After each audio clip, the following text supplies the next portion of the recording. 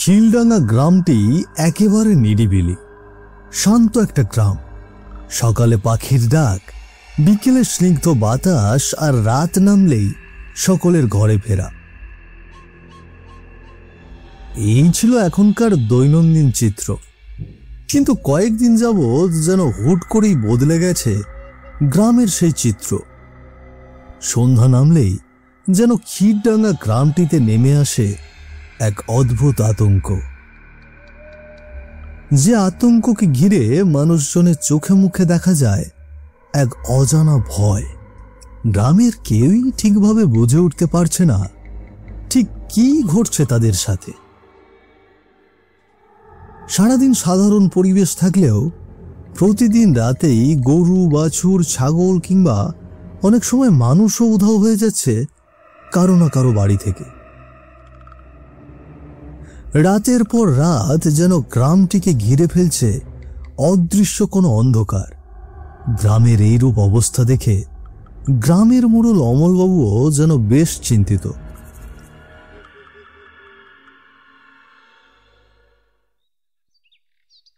বিকেলবেলা বাড়ির উঠানে সদ্য বিবাহিত স্ত্রীকে নিয়ে দাঁড়িয়ে আছেন অমলবাবু।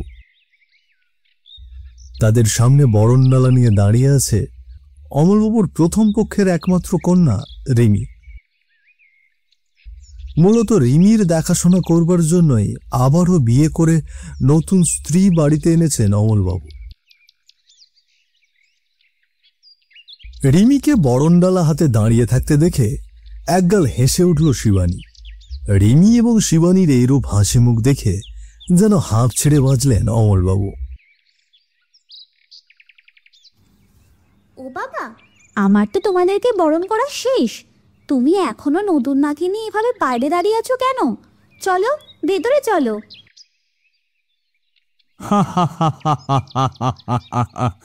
রিমিমা, তুই তোর নতুন মাকে নিয়ে ঘরে যা, আমি গোপালকে নিয়ে একটু বাজারের দিকে যাব। সে কি বাবা, তুমি এইমাত্র না বাড়িতে আসলে, আবার বাজারে যাবে? কিছু কাজ আছে রে মা, তুই কিছু ভাবিস না, আমি একটু পরই চলে আসব। বাবার কথা শুনে মনটা খারাপ হয়ে যায় রিমির। রিমিকে মুখ ভার করে দাঁড়িয়ে থাকতে দেখে রিমির দিকে তাকিয়ে হেসে উঠল শিবানী। তুমি মুখ ভার করে আছো কেন রিমি? এই তো আমি আছি। তোমার বাবার একটু কাজ পড়ে গিয়েছে বলে তাকে বাইরে যেতে হচ্ছে। তুমি দেখো সে একটু পরই ফিরে আসবে। চলো আমরা ততক্ষণ ভেতরে যাই। আমাকে ঘরের কোথায় কি আছে সেসব দেখিয়ে দিতে হবে তো। ঠিক আছে নতুন মা, তুমি চলো আমার সাথে। ঘরে কোথায় কি আছে আমি তোমাকে দেখিয়ে দিচ্ছি।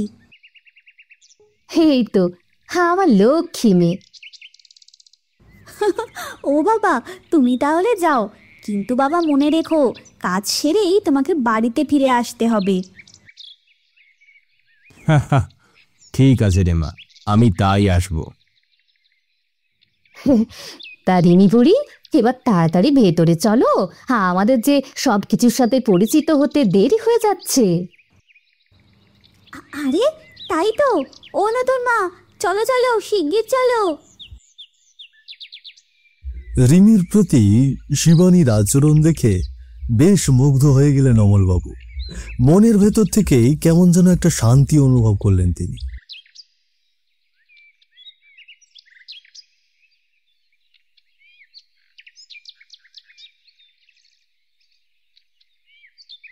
খাবার টেবিলে এত খাবার দেখে অবাক হয়ে সেদিকেই তাকিয়ে আছে রিমি। বদলি হওয়ার পর থেকে খাবার টেবিলে এত পদের খাবার সে আগে কখনো দেখেনি। বিমলা পিসি এতদিন যা রেঁধে দিত তাই খেতে হতো তাদের।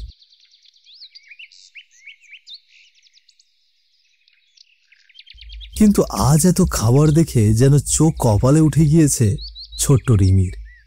রিমির পাশেই বসে আছেন অমলবাবু। তিনিও বেশ অবাক হয়ে তাকিয়ে আছেন টেবিলে রাখা খাবারগুলোর দিকে। বাবা মেয়ের এমন অবাক হয়ে তাকিয়ে থাকা দেখে মৃদু মৃদু হাসছে শিবানী।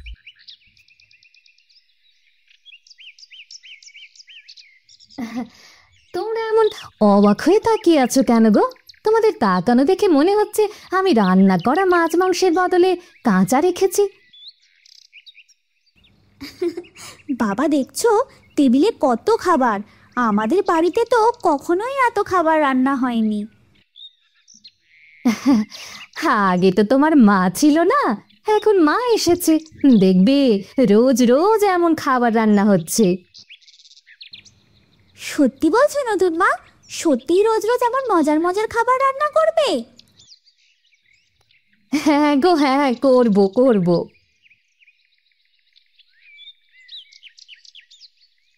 টেবিলের একপাশে বসে শিবানী আর রিমির কাণ্ড দেখছেন অমলবাবু। এই দ্বিতীয় বিয়ে এবং রিমির প্রতি শিবানীর আচরণ কেমন হবে সেটা নিয়ে বেশ চিন্তিত ছিলেন তিনি। কিন্তু এখন যেন সমস্ত দুশ্চিন্তা কেটে গিয়েছে অমলবাবুর। এই বিয়েটা করে তাহলে কোনো ভুল করিনি। তুমি দেখছো তো পার্বতী, সবই তো দেখছো, আমি কোনো ভুল করিনি বলো? কি গো, তুমি দেখে কিছু বলছো না, আবার কিছু মুখেও তুলছো না, কি হয়েছে বলো তো?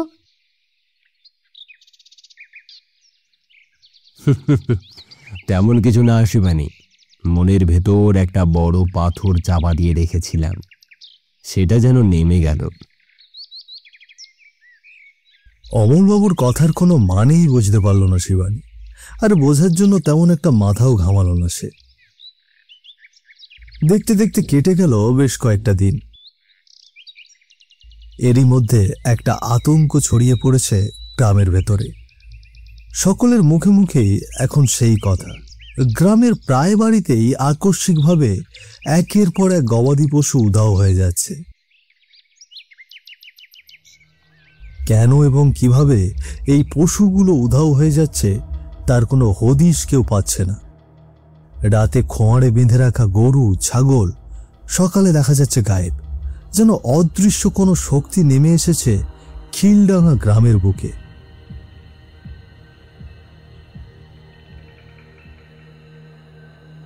কি রে গোপাল, আজ সকাল সকাল এলি যে, আবার কোনো খারাপ খবর আনলি নাকি? কর্তা, আপনাকে আর কি বলবো বলুন, চিন্তায় মাথায় কিছুই আসছে না।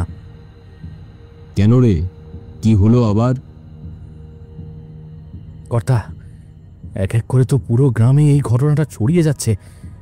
এবার মনে হয় আপনাকে গুরুত্ব দিয়ে বিষয়টা ভাবতেই হবে। এত না পেঁচিয়ে কি হয়েছে সেটা সরাসরি কি বলতে পারছিস না? কি আর বলবো কর্তা, আজ হরিলাল খুড়োর বাড়িতে শুনলাম একটাও গরু নেই। গত পরশু তো কানাইয়ের বাড়ি থেকে উধাও হয়ে গিয়েছিল। কি বলিস রে? এতদিন না হয় আমার খোয়ারের গরুগুলো উধাও হচ্ছিল মেনে নিয়েছি, কিন্তু এখন তো বিষয়টা বেশ জটিল হয়ে দাঁড়ালো। তবে আর বলছে কি কর্তা, এবার কিছু একটা করুন। ঠিক আছে, তুই কাজে যা, আমি ভাবছি বিষয়টা নিয়ে। সকাল সকাল চিন্তিত মুখে গোপালকে আসতে দেখেই অমলবাবু বুঝেই গিয়েছেন গ্রামের মধ্যে কোথাও কোনো একটা অঘটন ঘটে গিয়েছে আজকে রাতেও।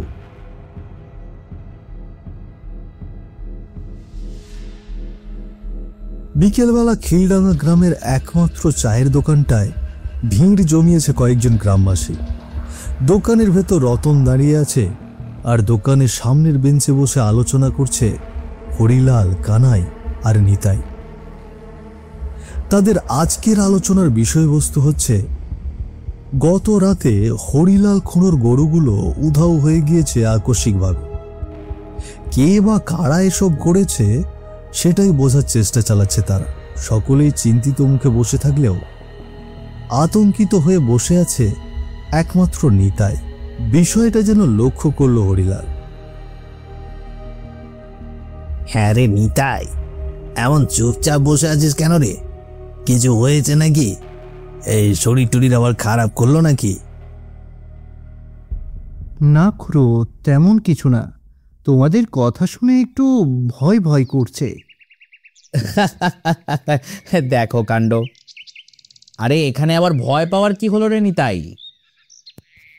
আরে তুই ভয় না পেয়ে একটু উল্টো ভাবে ভাব যে কিভাবে এই চোরগুলোকে ধরা যায়। হ্যাঁ রে, সেটাই। এই চোরের দলকে ধরতে না পারলে গোটা গ্রামে আর কোনো গবাদি পশু থাকবে না রে। হ্যাঁ, একদম ঠিক বলেছ খুড়ো। আমারও মনে হয় না যে এক বা দুজন চোর এসব কাজকর্ম করেছে। আমার তো মনে হয় নিশ্চিত কোনো একটা এর পেছনে দল আছে।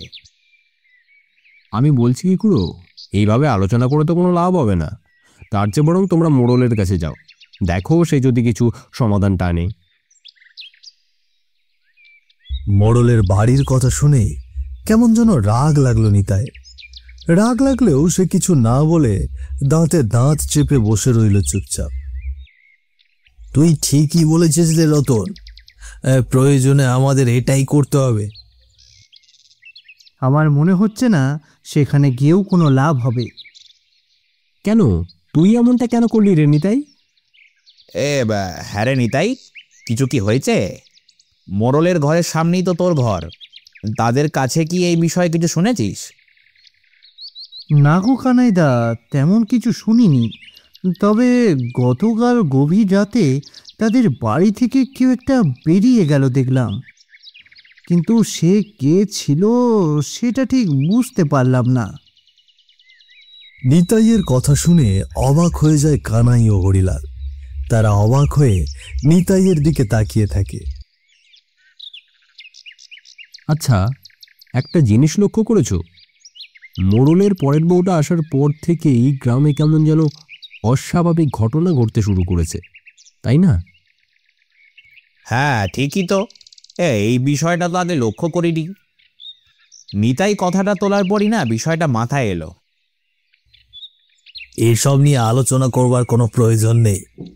যেটা নিয়ে আলোচনা করছিলাম সেটাই বরং করো।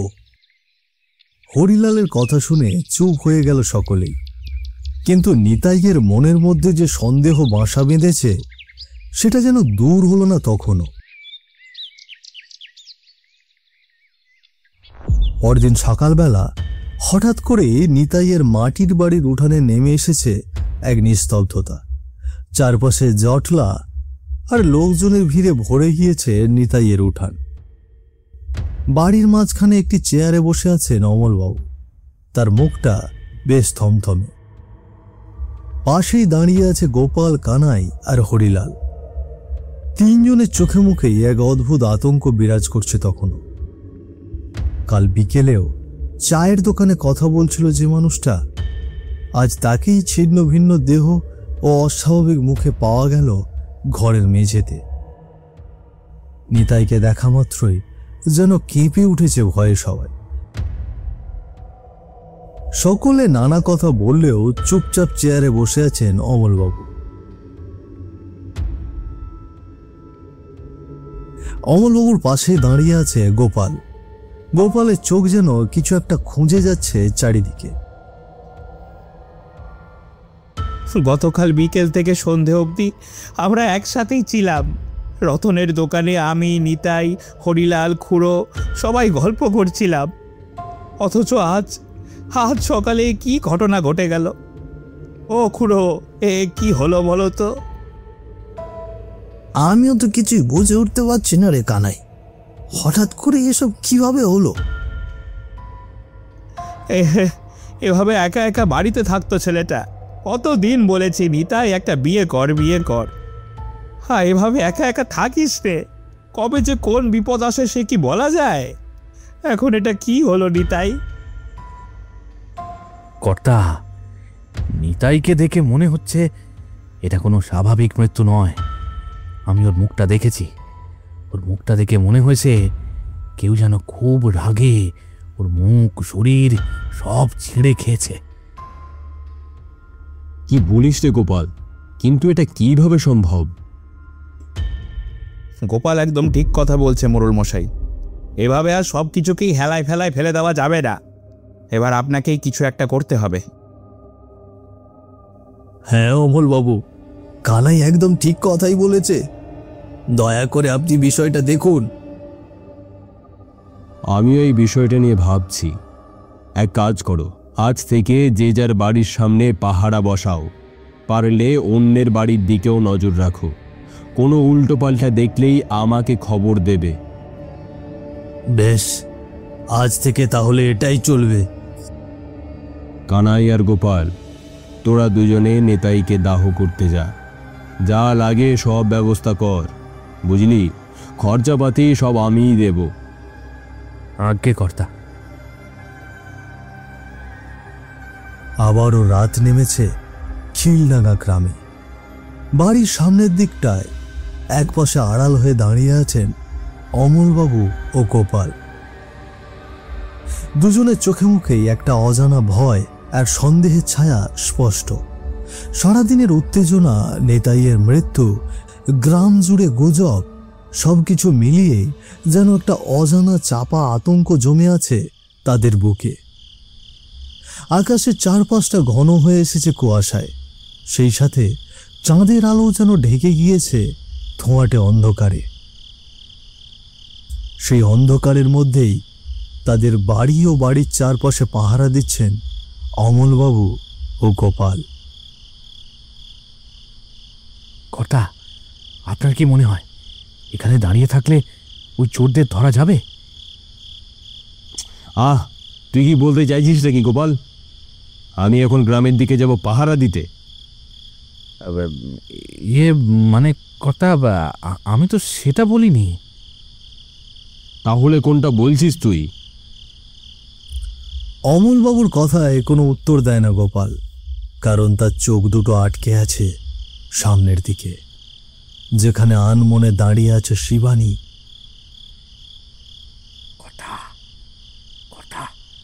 ওদিকে দেখেন, ওই দেখেন সামনে কে দাঁড়িয়ে আছে। চোরের দেখা পেলি নাকি রে গোপাল? চোর না কর্তা, ছোট গিন্নিমা দাঁড়িয়ে আছে সামনে। শিবানীর বাইরে আসার কথা শুনেই কিছুটা রেগে যায় অমলবাবু। এত রাতে শিবানী বাইরে আসবে কোত্থেকে? তোর কি মাথাটা পুরো খারাপ হয়ে গেছে নাকি রে গোপাল? এত রাতে শিবানী এখানে কেন আসবে? কোনো কথা বলবেন না কর্তা, চুপচাপ সামনের দিকে তাকিয়ে থাকুন শুধু। গোপালের কথা শুনে সামনের দিকে তাকালেন অমলবাবু। সামনের দিকে তাকিয়েই অবাক হয়ে যান তিনি। আসলেই তো সামনে দাঁড়িয়ে আছে শিবানী, কিন্তু তাকে এমন অদ্ভুত দেখাচ্ছে কেন সেটা বুঝতে পারলেন না অমলবাবু। হ্যাঁ রে গোপাল, তুই তো ঠিকই বলেছিলি রে, কিন্তু শিবানী এত রাতে এখানে কি করছে বলতো? আর ওকে দেখতে এমন অদ্ভুত দেখাচ্ছে কেন? আমিও তো কিছুই বুঝতে পারছি না কর্তা। বলছিলাম কি কর্তা, চলুন না গিন্নিমাকে গিয়ে জিজ্ঞেস করি তিনি এত রাতে এখানে দাঁড়িয়ে আছেন কেন। যাবি বলছিস? আগে কর্তা, চলেন। ধীর পায়ে শিবানীর সামনে গিয়ে দাঁড়ালো গোপাল আর অমলবাবু। তাদের দুজনকে সামনে দাঁড়িয়ে থাকতে দেখে ভীষণ ঘাবড়ে গেল শিবানী। কি তোমরা এখানে? আমারও তো সেই একই প্রশ্ন। শিবানী, তুমি এখানে কি করছো? আমি তো ওই ঠান্ডা হাওয়া খাওয়ার জন্য এখানে এসেছি। রিমিকে এভাবে একা ফেলে আসাটা তোমার কিন্তু একদম ঠিক হয়নি শিবানী। বলে আমি কি সারাক্ষণ ওই রিমির পাশে বসে থাকবো নাকি গো? শিবানীর কথাটা শুনে কিছুটা বিরক্ত হলেন অমলবাবু। গোপালও বেশ অবাক হলো কথাটা শুনে। গোপাল এটা লক্ষ্যও করল, মুখ এবং ঠোঁটের একপাশে রক্ত লেগে আছে শিবানী। কর্তা, আমার মনে হচ্ছে উনি গিন্নিমা নন। নিশ্চয় এখানে কোনো একটা রহস্য আছে। মানে এসব কি বলছিস তুই গোপাল? ওই দেখুন কর্তা, গিন্নিমায়ের মুখে রক্ত লেগে আছে। তাই তো, তুই তো ঠিকই বলেছিস গোপাল। এই তুমি কে বলো তো? তুমি তো শিবানী নাও। অমলবাবুর কথা শুনে ভয়ঙ্কর কণ্ঠে হেসে উঠল শিবানী। সেই সাথে তার আসল রূপ বেরিয়ে আসলো অমলবাবু ও গোপালের সামনে। তুই ঠিকই ধরেছিস রে গোপাল, আমি তোর গিন্নিমা নই রে, আমি শিবানী নই, আমি একজন রাক্ষস। আর একটু আগেই আমি রিমিকে খেয়ে এসেছি রে, আমার মুখের এই রক্ত রিমির শরীরের রক্ত। শিবানীর কথা শুনে চিৎকার করে ওঠে অমলবাবু। না না, এটা কিছুতেই হতে পারে না। তুমি কিসের জন্য আমার মেয়েকে মারলে শিবানী? মেয়েটা তো তোমাকেও মা বলে ডেকেছিল, বলো। আমার মতো রাক্ষসের কাছে মা সন্তানের কোনো জায়গা নেই। গ্রামের সমস্ত গবাদি পশু খাওয়া শেষ, কিন্তু আমার ভীষণ খিদে পেয়েছিল, তাই আমি রিমিকে খেয়েছি, আর এখন তোদের খাবো। কর্তা পালান। কিন্তু কিন্তু গোপাল আমার রিমি। আগে নিজের জীবন বাঁচান কর্তা, রিনিকে তো রাক্ষসটা মেরেই ফেলেছে। তোদের আজ কেউ বাঁচাতে পারবে না। আর কোনো উপায় না পেয়ে শিবানীর হাত থেকে বাঁচার জন্য দৌড়তে শুরু করলো অমলবাবু আর গোপাল।